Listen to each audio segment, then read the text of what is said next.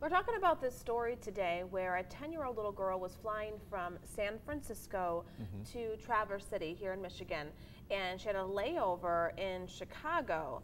It turned out she was flying on United, and her transfer to her plane to come to Traverse City never happened. So apparently someone dropped the ball in helping this little girl find her transfer plane. The camp ended up calling the parents eventually saying, your daughter never made it on the flight she was supposed to be at. So that's a parent's worst nightmare, I'm sure, when you're sending your child off on an airplane. And so the parents had to call United. They were on the phone for, at least 20, 30 minutes until they found out, she did miss her plane in Chicago, but we do have her on another plane heading there right now. Well, it leads to the question, how young is too young to fly? And Jared Smith is in our interactive center right now, and he you were 10 years old and you flew, right? All by yourself. Yeah, it was summer camp. It was 1996, kind of dating myself a little bit there, but I was flying a summer camp, and I was living in Virginia at the time, and the summer camp was in Florida.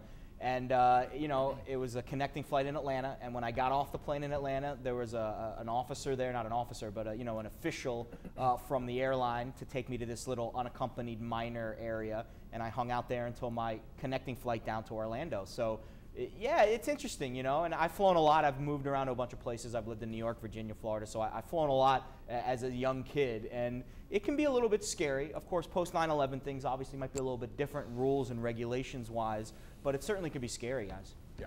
You'd think it'd be a little bit more, secure as far as making sure that everything went fine. We do have comments on our Facebook page. I'm going to go back to Jared because I really want to Jared, have you got some comments over there? Yeah, well, I tried to get to a comment last time. I want to try to get to it now. You can see Pam right here, and she makes a really good point. I feel it really depends upon the maturity level of the child, yet in today's society, that's a scary thought. Not as if it was the 60s and people were able to trust others, but better than they do today. And Scott, same thing. Pam's right. A lot of it does have to do with the maturity level of the kid, and I think that does make sense. I think the regulations that kind of exist now make it a little bit difficult to travel with a kid, because I remember used to back in the day, the parents could easily go up to the gate and meet the kid at the gate. Now they have to wait outside the security checkpoint, or if not, they've got to go through a whole bunch of hoops to get inside of that security checkpoint to meet the kid at the gate. So I think that kind of changes things, but the maturity level of the kid really probably is the most important thing. Personally, I would not put my 10-year-old on a plane by his or herself. Right. I don't want to trust some other adult to make sure, they're getting taken care of in that 4 or 5 hour span. I think I would just fly with them and pay the extra bucks to do it.